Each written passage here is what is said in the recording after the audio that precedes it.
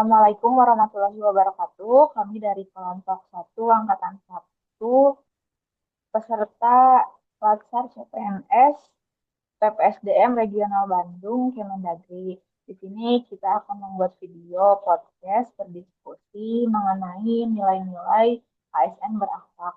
Adapun anggota kelompok kami yaitu dari Rizky Alaudin Aziz, Agung Ramadan, Revaldo Warkawani, dan Abnum Syarif Sarafina Kalakmadin.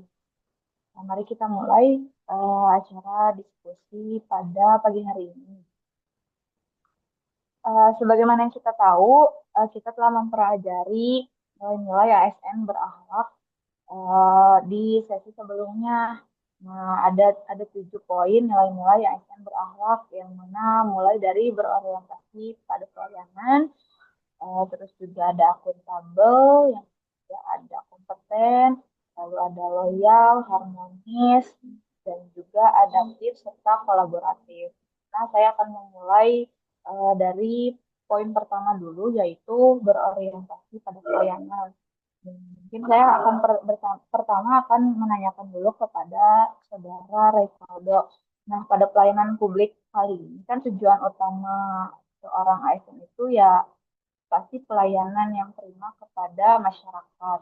Tapi gimana sih kita untuk memastikan bahwa setiap kebijakan dan kebijakan ini benar-benar berorientasi pada kepentingan masyarakat? Nah, kalau menurut saudara Revaldo gimana? Terima kasih sebelumnya. Nah, kalau kita bahas dari modul berorientasi pada pelayanan, ada satu kata kunci yang wajib kita pegang. Fokus pada kebutuhan masyarakat. Jangan cuma terpaku pada regulasi dan mekanisme internal, tapi benar-benar pahami apa yang dibutuhkan rakyat. Jadi, sebenarnya kalau kita persepsikan lagi, ada beberapa prinsip yang kita terapkan. Yang pertama yaitu empati dan kebijakan. Jangan buat aturan dari sudut pandang administrasi saja, tapi coba lihat dari perspektif warga. Dan yang kedua yaitu kolaborasi dan komunikasi. ASN bukan superhero yang kerja sendiri, pelayanan publik yang efektif butuh kerja sama lintas sektor, dari kementerian sampai masyarakat lokal. Dan yang ketiga yaitu evaluasi berkelanjutan. Jangan takut buat cek ulang kebijakan yang sudah ditetapkan, yang sudah diterapkan. Kalau ada yang kurang tepat sasaran, kita revisi, jangan gengsi. Modul yang kita pelajari juga menekan bahwa ASN harus punya pola pikir adaptif dan solutif. Jangan sekedar jalankan aturan, tapi juga mampu mencari solusi inovatif buat tantangan yang ada di lapangan. Jadi, pelayan publik yang baik itu bukan soal prosedur yang rapi saja, tapi bagaimana kita bisa bikin rakyat merasa didengar dan dilayani dengan baik. Baik, saudara Saldo, terima kasih atas jawabannya. Jadi, fokus yang pertama mengenai orientasi pelayanan itu adalah kata kuncinya itu empati ya. Nah, mungkin selanjutnya akan bergeser nih ke saudara Agung mengenai akuntabel. Akuntabilitas itu kan yang kita tahu adalah tentang transparansi dan pertanggungjawaban ya, yang mana itu berkaitan dengan kepercayaan publik. Nah, kalau menurut Kang Agung sendiri, gimana sih maksudnya itu teh? Baik, Saudara Hana, makasih atas waktu yang telah diberikannya ya. Nah, kalau yang kita lihat dari modul akuntabel, ada beberapa prinsip penting yang harus kita pegang supaya akuntabilitas ASN itu nggak jadi cuma jargon ya. Nah, yang pertama itu adanya transparansi dalam setiap kebijakan. Jadi jangan ada yang ditutup-tutupi lah. Masyarakat berhak tahu di sini bagaimana keputusan itu dibuat dan bagaimana anggaran itu digunakan. Selanjutnya mungkin terkait responsif terhadap kebutuhan publik. Nah, di sini tuh bahwasanya ASN itu harus cekatan, solutif dan bisa diandalkan. Jangan sampai pelayanan publik itu terasa lambat dan berbelit-belit. Selanjutnya mungkin evaluasi dan perbaikan berkelanjutan. Jadi bahwasanya kita itu jangan sampai puas dengan sistem yang ada. Kalau ada keluhan dari masyarakat, itu bukan berarti masyarakat itu memberikan ancaman, tapi kesempatan untuk memperbaiki diri. Nah, dalam modul yang kita pelajari juga kan sudah ditekankan bahwa ASN harus punya mental melayani, bukan sekedar menjalankan prosedur. Artinya bahwa kita harus siap menerima kritikan, terbuka terhadap masukan, dan selalu mencari cara supaya pelayanan publik itu makin efektif dan efisien. Jadi, kalau mau menjaga kepercayaan publik itu, yang tadi saya sampaikan bahwa ada tiga hal, yaitu jujur dan transparan dalam setiap kebijakan, selalu responsif dan solutif terhadap kebutuhan masyarakat, serta terus berinovasi dan memperbaiki sistem pelayanan. Nah, kita sebagai ASN itu bukan sekedar birokrat yang duduk di balik meja ya. Kita ini kan pelayan masyarakat. Percayaan publik itu nggak datang begitu saja loh. Tapi harus kita bangun dengan kerja nyata dan komitmen yang kuat. Begitu mungkin eh, anak dari yang saya sampaikan. Jadi kata kunci dari akuntabel itu mungkin transparansi ya untuk em, menjadi pertanggungjawaban untuk membangun kepercayaan masyarakat gitu ya. Nah, selanjutnya nilai ketiga ASN berakhlak itu ada kompeten nih. Jadi kompetensi itu kan yang harus dimiliki seorang ASN sesuai dengan bidangnya masing-masing. Nah, apalagi sekarang menghadapi tantangan birokrasi yang terus berkembang. Nah, menurut Kang Rizky nih, apa strategi terbaik ya untuk memastikan ASN itu terus meningkatkan kompetensinya? Mangga, Kang Rizky.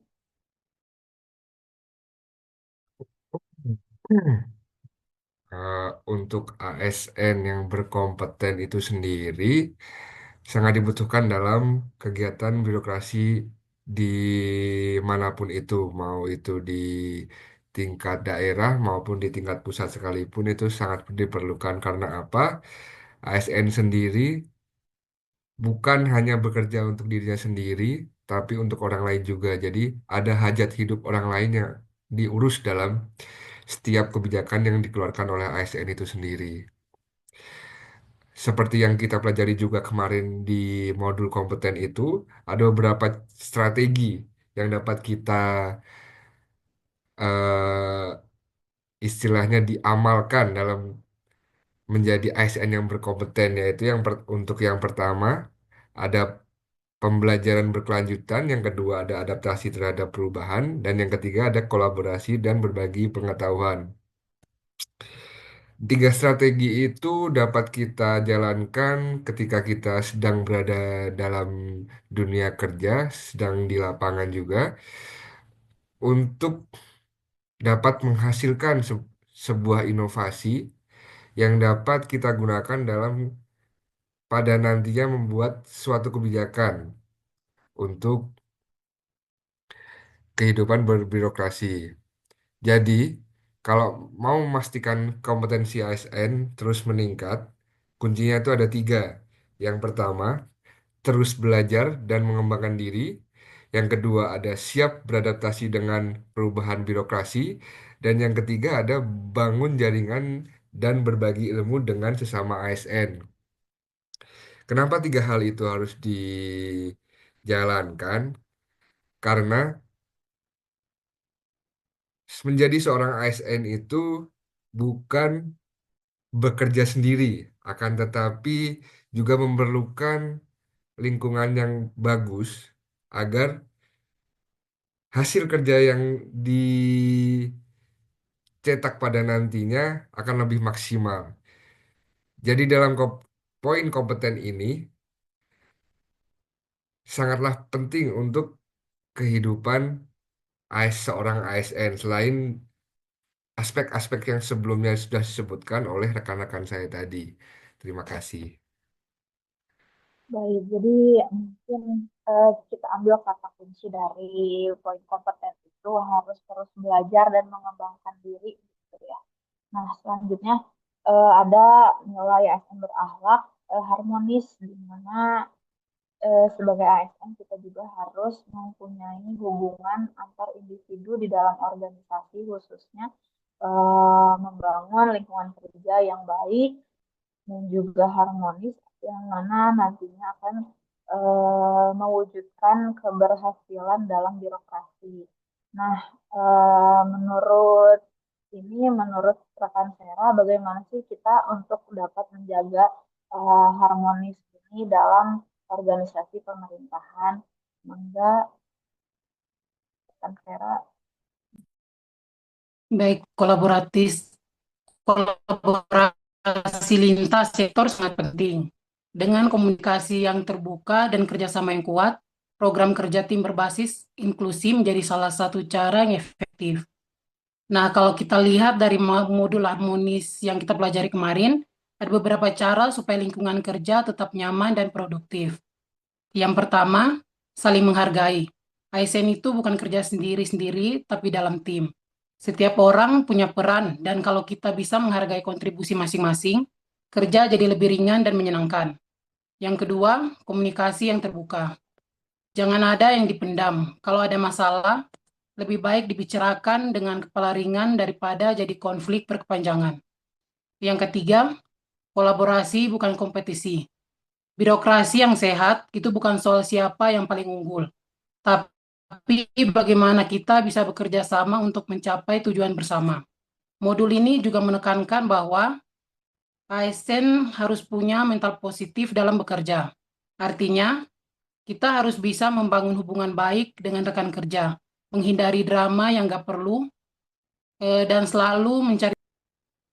Baik, teman-teman, tadi sempat terputus, tapi ada satu poin penting ya di poin terakhir ya yang tadi dari rekan Vera yaitu harmonis. Poin penting dari harmonis itu yaitu kolaborasi ya, jadi bukan kompetisi antar individu, tapi kita saling berkolaborasi untuk mewujudkan kesejahteraan masyarakat pada intinya kayak gitu.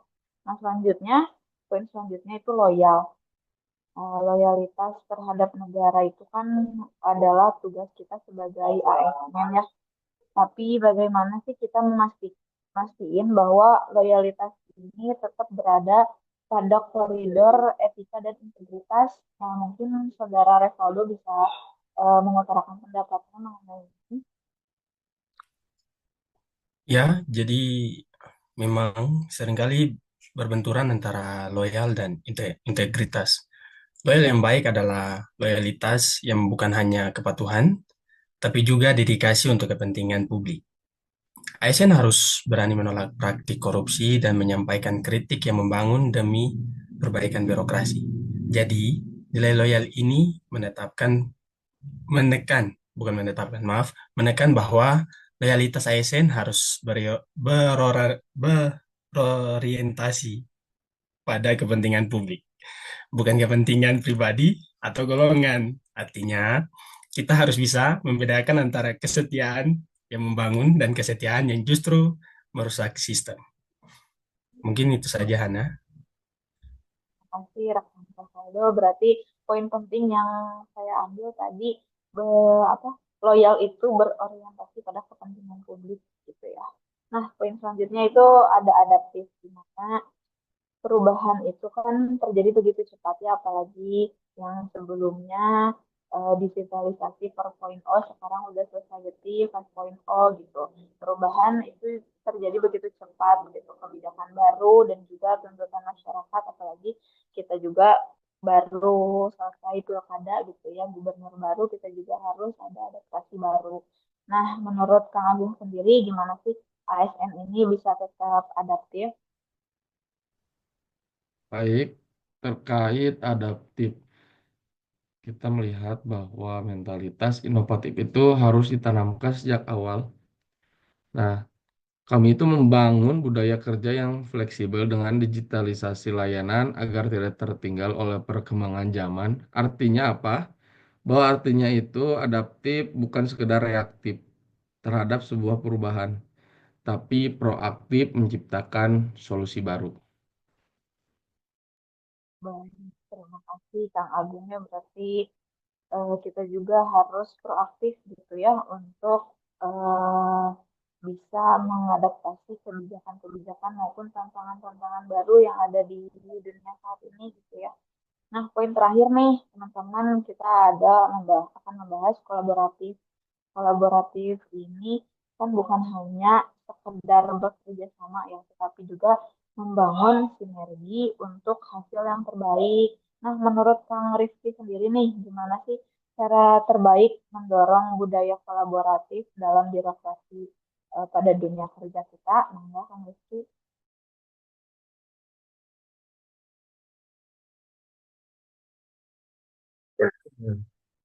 Ya, terima kasih untuk Mbak Hana. Eh, Kolaboratif sendiri itu, ya betul, seperti yang ditanya katakan oleh Mbak Hana tadi, bukan hanya sekedar berkolaborasi, bekerja sama, akan tetapi harus membangun sebuah sinergi dengan lingkungan yang ada di dunia kerja. Khususnya bagi kita sebagai ASN, berkolaboratif itu penting karena untuk menciptakan suatu gebrakan, suatu inovasi yang baik, itu tidak bisa diciptakan oleh diri sendiri, akan tetapi perlu melibatkan beberapa elemen-elemen yang lain agar menghasilkan suatu kebijakan yang baik dan dapat dijalankan dengan maksimal pada nantinya. Kolaborasi harus dimulai dari kepemimpinan yang terbuka. Maka dari itu perlu ditetapkan wall of government, di mana berbagai instansi bekerja sama untuk menyelesaikan lintas sektor. Maka dari itu perlu adanya rasa menghilangkan ego sektoral masing-masing dari perangkat daerah, dikarenakan pada saat ini masih adanya ego sektoral di beberapa perangkat daerah atau beberapa instansi yang lain, dan itulah yang menjadi hambatan kita dalam berkolaborasi untuk menciptakan suatu inovasi yang baik bagi birokrasi. Terima kasih, Mbak Ana. Baik, berarti kolaboratif yang benar ya, poin pentingnya adalah harus menghilangkan ego sektoral gitu ya, supaya kita dapat bekerja sama bersama-sama beriringan jalan untuk mencapai tujuan eh, pemerintah daerah maupun Indonesia ke depannya gitu ya. Nah, luar biasa sekali ya diskusi kita pada hari ini, yang mana telah membahas 7 nilai ASN berakhlak. Nilai-nilai ini juga yang seperti tadi teman-teman jelaskan, bukan hanya konsep belaka gitu ya, tapi pedoman di setiap langkah kita sebagai ASN, di setiap kita itu sebagai aparatur negara gitu lah ya. Terima kasih kepada para rekan saya yang udah berbagi mengenai nilai-nilai ASN berakhlak ini, dan terima kasih juga kepada para pendengar yang telah menonton video podcast kita. Mohon maaf apabila banyak kekurangan, banyak kesalahan. Wassalamualaikum warahmatullahi wabarakatuh. Waalaikumsalam warahmatullahi wabarakatuh. Waalaikumsalam warahmatullahi wabarakatuh. Terima kasih, Mbak Hana.